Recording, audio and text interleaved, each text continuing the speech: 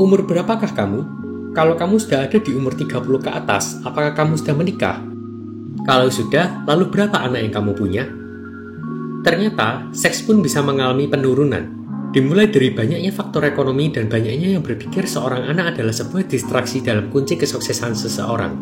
Hal ini jauh berbeda dengan zaman dahulu, di mana ada peribahasa makin banyak anak, makin banyak rezeki. Dahulu, resesi seks hanya ada di negara-negara maju seperti Jepang dan Korea. Sekarang sudah merambah ke negara-negara tetangga Indonesia, Singapura misalnya.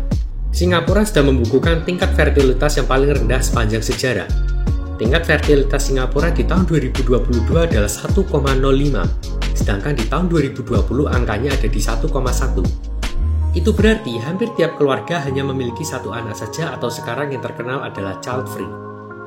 Bahkan mungkin warga Singapura sudah tidak minat untuk menikah. Mereka lebih fokus dalam bekerja dan self-development. Tingkat fertilitas adalah data yang menggambarkan jumlah anak yang dimiliki tiap perempuan di suatu negara. Angka ini didapat dari pembagian jumlah kelahiran dengan jumlah populasi perempuan.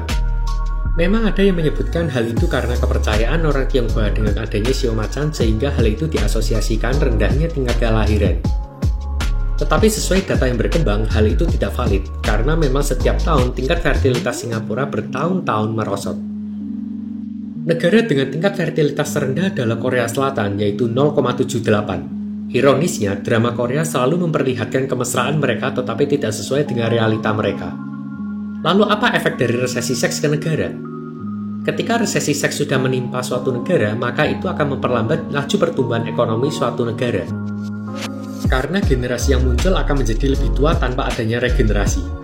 Lalu di mana kondisi Indonesia saat ini? Indonesia memang mengalami penurunan seks saat ini, tetapi sesuai perkataan Guru Besar Kependudukan Universitas Indonesia, menyebut bahwa target fertilitas 2,1 adalah angka ideal buat Indonesia untuk menggantikan generasi sebelumnya sehingga pertumbuhan populasi tetap stabil.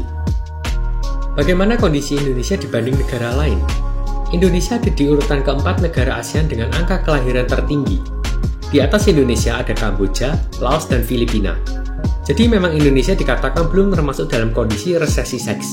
Tetapi memang kondisi Indonesia secara angka fertilitas masih terus menurun ke angka di bawah 2,1. Kondisi sekarang sangat berbeda dengan kondisi zaman dulu, di mana ketika kita bertanya ke orang, anaknya bisa mencapai 10 bahkan 11. Maka dari itu pemerintah sudah menggaungkan program KB dari tahun 1970, di mana diharapkan orang pada usia produktif tidak banyak menanggung balita dan lansia sehingga muncul akselerasi ekonomi.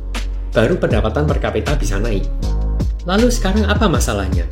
Guru Besar UI mengatakan biasanya ketika sudah penahanan fertilitas dilakukan, trennya akan turun dan terus turun. Hampir tidak ada yang bisa mencegahnya. Ditakutkan Indonesia akan kebablasan sehingga angka kelahiran akan terlalu rendah. Sudah banyak kasus seperti China, Taiwan, Korea Selatan, dan Singapura yang dulu gencar-gencarnya keluarga berencana, sekarang malah mati-matian mendorong warganya untuk menikah. Contohnya China, di mana pernah melakukan kebijakan satu anak.